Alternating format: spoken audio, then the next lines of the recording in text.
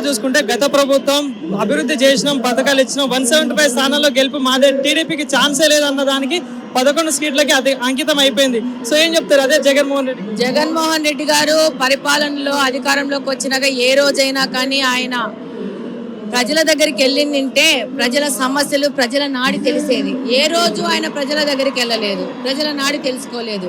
ఆయన ఏం చెప్తాడు, 175 చెప్పుకుంటా ఉంటారు అంతేగాని ప్రజల దగ్గరికి వెళ్ళింటే వాళ్ళకి ఎప్పుడో తెలిసిపోయేది.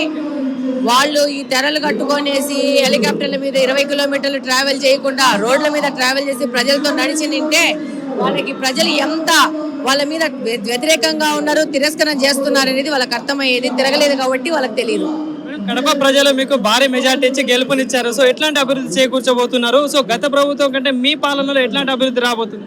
డెఫినెట్ గా అండి, నేను చెప్తూ ఉన్నాను కదా, నేను రోజుకి దాదాపు 8 నెలలు రోజుకు 10 నుంచి 12 గంటలు నడవడం జరిగింది. ప్రతి ఒక్క ఇంట్లోకి వెళ్ళడం జరిగింది. కడప నియోజకవర్గంలో దాదాపు 90,000 ఇల్లులు ఉంటే నేను 70,000 పైచులకి ఇళ్ళ లోకడికి వెళ్ళడం వెళ్ళింది. ప్రతి ఒక్క మహిళను మాట్లాడడం జరిగింది.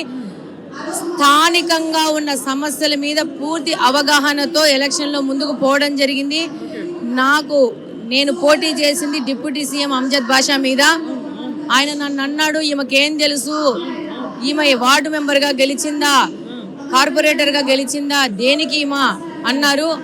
ఈరోజు నేను ఆయనకి ఎలక్షన్ ముందే చెప్పాను, కంప్లీట్గా నువ్వు ఈ 10 సంవత్సరాలు ఎమ్మెల్యేగా 4 సంవత్సరాలు కార్పొరేటర్గా తిరగని దానికంటే నేను 8 నెలల్లో ఎక్కువ తిరిగాను. ఎక్కువ అవగాహనతో ఈరోజు ఎలక్షన్లో ఓట్లు అడుగుతున్నాను. ఓట్లు వేశాక నాకు ఉన్న ఈ 8 నెలల ఒక అనుభవంతో ప్రజలు కడప నియోజకవర్గంలో నేను ఇది మీడియా ద్వారా రాష్ట్రం మొత్తం తెలియజేయదలుచుకున్నాను. కడప అనేది ఒక జిల్లాకి హెడ్ క్వార్టర్స్, కానీ కడపలో ఇంకా మంచినీళ్ళు లేని సమస్య ఉంది. మాకు మంచినీళ్ళు 5 నుంచి 6 రోజులకు కానీ ఒకసారి రావు.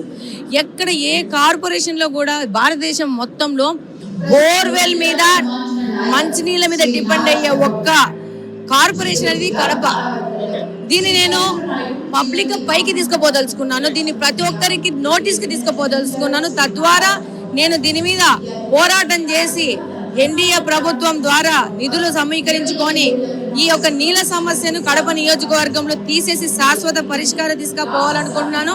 అలాగనే డ్రైనేజ్ వ్యవస్థ, కడప డ్రైనేజ్ వ్యవస్థ ఎంత అతలాకుతలం అంటే ఈ 5 సంవత్సరాల వీళ్ళ కరప్షన్ కానీ, అంతకుముందు కార్పొరేషన్ కూడా వైసీపీ వాళ్ళ ఆధీనంలో ఉండకపోవడం వల్ల, మేము అధికారంలో ఉన్నా కూడా 14 నుంచి 19వ సంవత్సరం వరకు కార్పొరేషన్ వాళ్ళ ఆధీనంలో ఉండడం వల్ల అప్పుడు తెలుగుదేశం ప్రభుత్వం ఏమి చేయలేకపోయింది.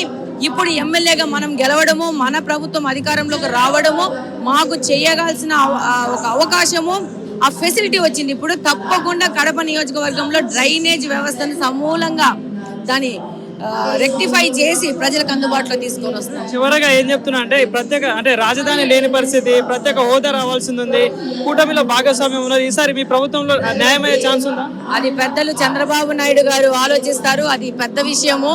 అది చాలా విషయాల మీద ఆధారపడి ఉంటుంది. నేను నా వరకు, నా నియోజకవర్గం వరకు ఐఆమ్ కమిటెడ్.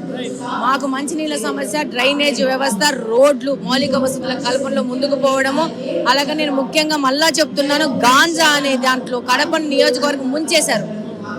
ఇప్పుడు ఓడిపోయిన ఎమ్మెల్యే గారు, డిప్యూటీ సీఎం గారు దాంట్లో నుంచి కడపను బయటికి తీసుకొచ్చి